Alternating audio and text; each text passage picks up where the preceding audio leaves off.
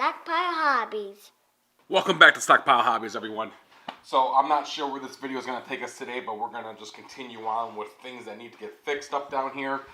Starting with the drag strip controller here. Looks like we have a short in it. When I put a car on it, it will, there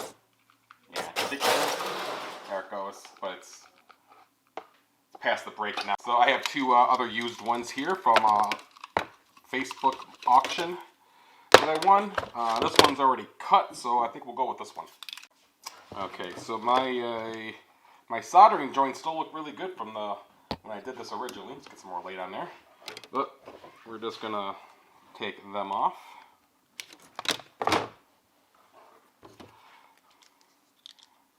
Strip them. I've twisted the pairs of wires together. Doesn't matter which one goes to which. It's just going up to the controller and back down through. I also have some soldering flux here. The flux will help the solder just flow over the copper wires here. So we're just going to brush that on all over it. Alright, so I got the soldering iron warming up to 325. And all I'm going to do now is put some solder onto the tip of the iron and then just lay it into the wire.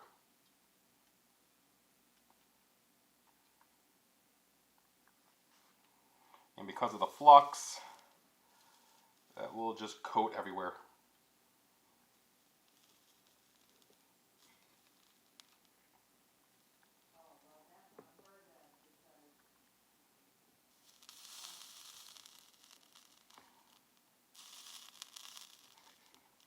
That should do it. And now I'm just going to wrap it in black electrical tape. You could also use heat shrink and put it on before that, but for this, I just like using the tape. Alright, and now for the test.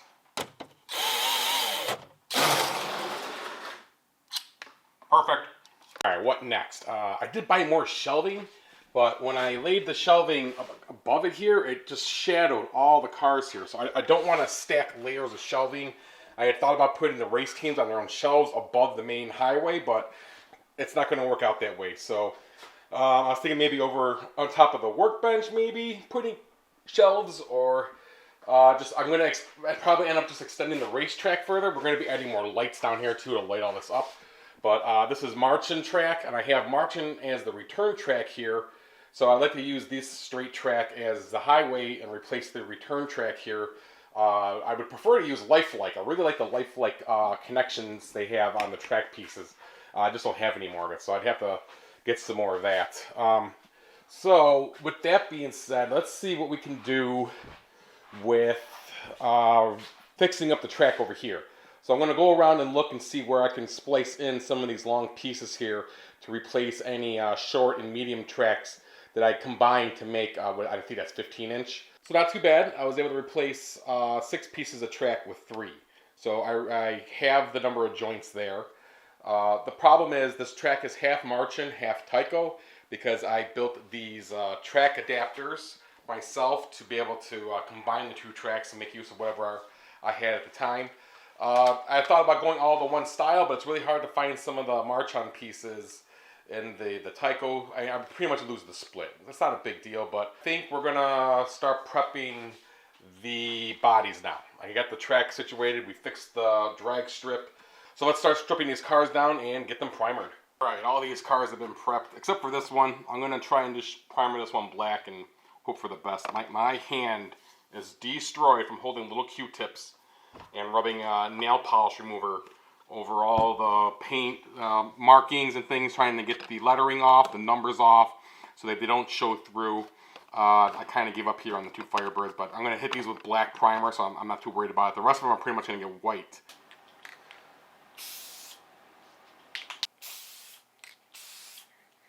So Enzo was testing out some of the broken chassis and found this one here. It's not actually broken. It has the wrong style wheels on the wide pan chassis here. So we're going to swap this axle out because I have one with the correct rims on it that should go on there for this. And the other one, Enzo, what do you think about this other one? This one, when I tried the other one, it was very clumsy because I think it was on 24 volts. So what do you think of this one? This one, kind of not that bad. Working pretty good? Yes. Has it gotten stuck? No. Show me. Go.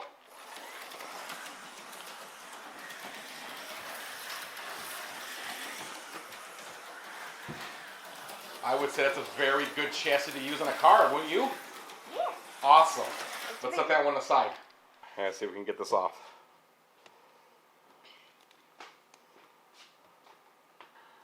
Overall, not too bad. I can use a piece of paper and quickly shoot blue to cover up the overspray. Over here is going to be difficult, but let's let this dry further and then we'll attempt that. Alright, so for the Trans Am first I did the hood in a primer, and then I did the spoiler in a orange. Alright, let's see how the Firebird came out.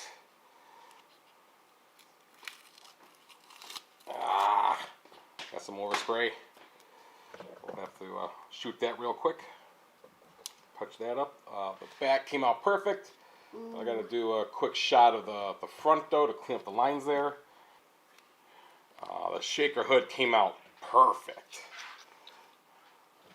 How's that look, Enzo? That looks nice. So then to top off the Trans Am, we have an orange Firebird as well. Yeah. I'm trying to do maybe some black in the front for the grill. I think that will look cool. Yeah. And we'll clean up the blue here on the trunk lid. I hate this part, the drama. Let's get that Firebird on there.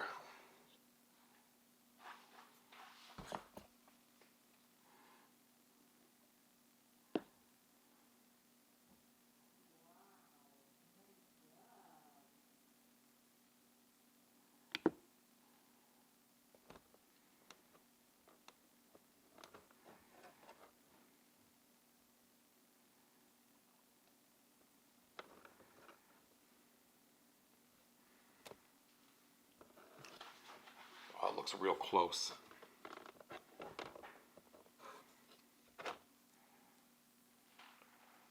I think it looks good. Looks pretty straight.